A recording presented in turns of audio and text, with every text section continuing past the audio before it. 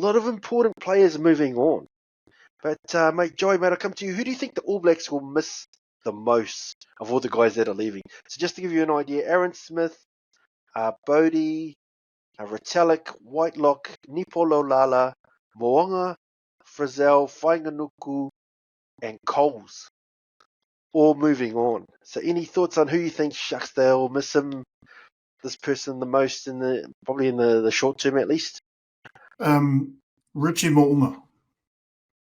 I say Richie Mo'unga because he is a game breaker, and compared to the others, purely because he's in that pivot position, the position that directs the traffic, directs everything, can change the momentum of a game. And because of his playmaking, he's shown time and time again. There's moments in a game, whether it be Super Rugby or International Rugby with the All Blacks, he can really turn the fortune around from a boring game where the opposition have the momentum and look like they're dominating with their forward play, with most of the possession and territory. With just one play, he can mobilise his forwards and mobilise his backs to just carry on momentum, and that momentum shift, you can see it as soon as he makes a play where he goes down the sideline and does something fancy with his feet. The footwork on the guy is just unbelievable, and he can see things. You can see gaps that aren't even there, and he can put people into gaps. And the fact that he's one of those classic ball players that knows how to hold the ball with two hands and keep the defenders guessing. And that try against Ireland in particular, where he and Will Jordan broke the line to set Will Jordan up for a try in the corner, that was a classic Richie Mo'unga move. It may not even have been planned, but Richie found a gap and exploited, the defenders that were there. And he put Will Jordan, another class player, into space, and all he had to do was use his pace to go and score the try. So Richie Mo'unga, I think he'll be sorely missed from a skill level perspective and from a on-field, holy shit, Richie's got the ball, something's about to happen perspective.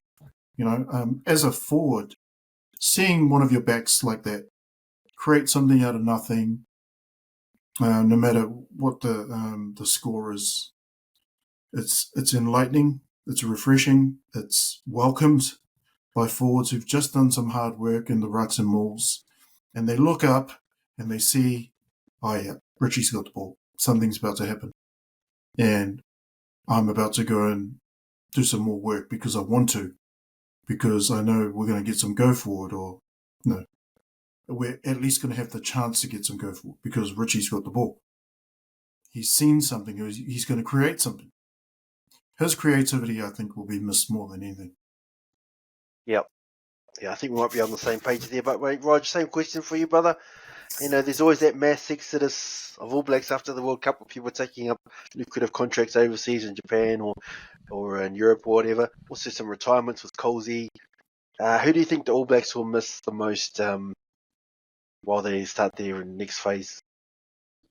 I think I have to go with, I concur with what Joey's saying, Richie Mo'unga. But then is parts of me saying Lester Whainganuku as well, simply because of the youth factor, the age, and how young he's going overseas. And I think at the same time he's trying to capitalise on his price tag while he is still young and to earn some serious coin abroad. But I think Richie Mo'unga, mostly because he's only 29.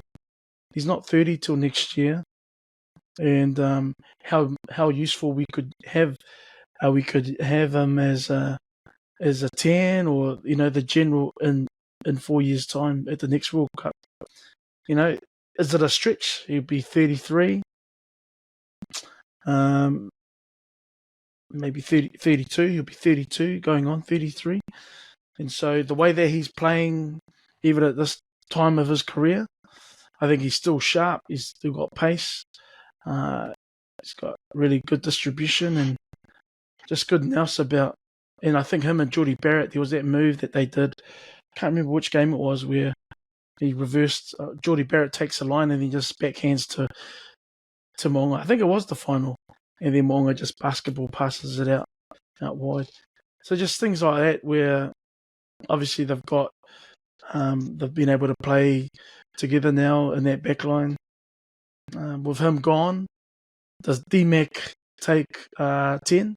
You got Beauden Barrett gone as well. Or does D-Mac fill number 15? Or does Will Jordan come back to 15 and then someone else goes on to that right wing?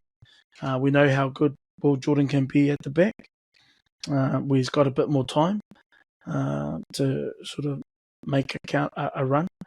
The unfortunate thing, as much as we'll miss the other guys too, Retallick, Whitelock, Beauden Barrett, but I think we've seen them peak. We've seen them peak and more. We've got huge return for their services, and Aaron Smith as well. Aaron Smith could probably go another season or two. He's still sharp, and if anything, I would personally have kept him on that final. I wouldn't have taken him off.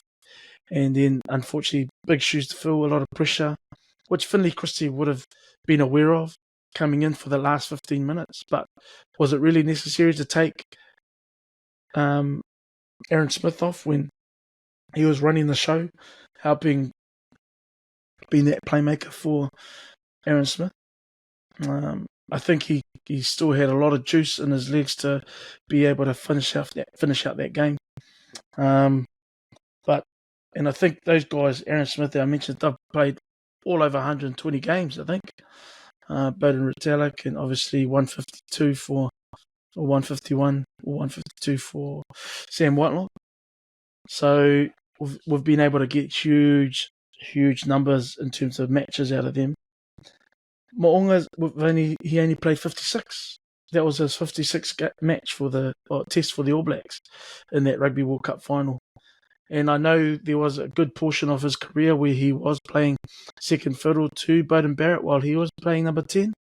And then, his earlier days when Dan Carter was there as well. So I mean, he has been able to bide his time, but he's become the most senior first five for the All Blacks ranks, and he's now going offshore to enjoy an easier chapter in rugby and earn some serious money. But yeah, I think we'll surely miss Mo'unga, and obviously the Crusaders will too. But and that's what I also find hard to believe that 8 years ago, a Charles Piutau wasn't afforded the same right to play for the All Blacks at a Rugby World Cup because he was leaving. Yeah, that still sort of irks me a little bit. Yet we've got these players who we knew well in advance they were leaving, yet they were still selecting players. I'm not too sure what politics happened there or what the circumstances around him not being afforded that same right, or maybe it wasn't a thing then.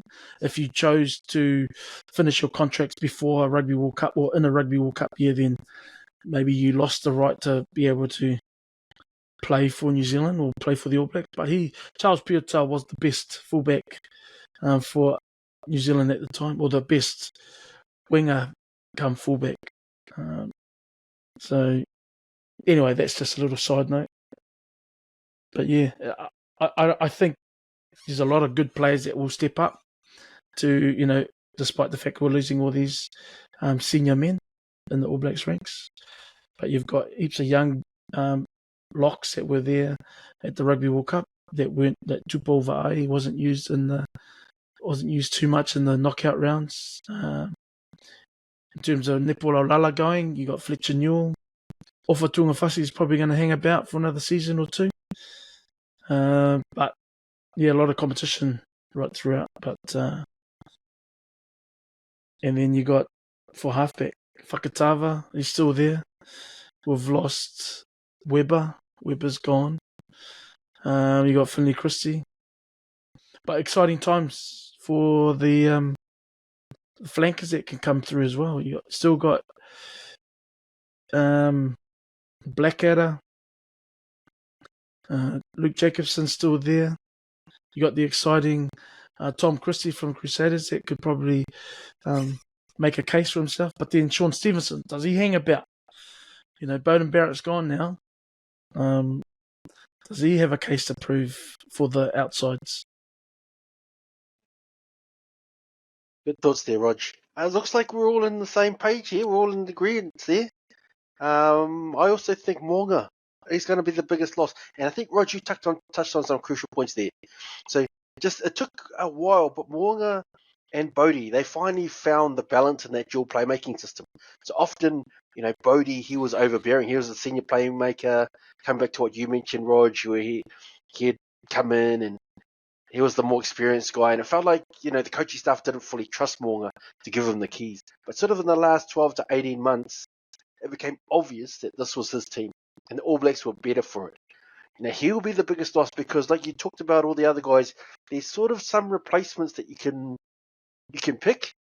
But with Mo'unga going and also with Bodie leaving, it's sort of D-Mac. He's the guy. But to me, he's sort of still a 10-15 hybrid in my eyes, as opposed to an out-and-out 10 who can just run the cutter. But after him, you know, we're looking at Fergus Burke, maybe Love. Peter Feta, Ruben Love. Peter Feta and Ruben Love, they're also that 10-15 hybrid mould again. So, you know, that's my issue. I question if there's enough depth there to cover Mo'unga's departure. So that's why I think he's the biggest loss. But we're all on the same page there. And hopefully we do see Mo'unga back at the World Cup in 4 years' time. For Samoa. For Samoa, yes. Please. For Samoa. Yeah, that will be bloody awesome.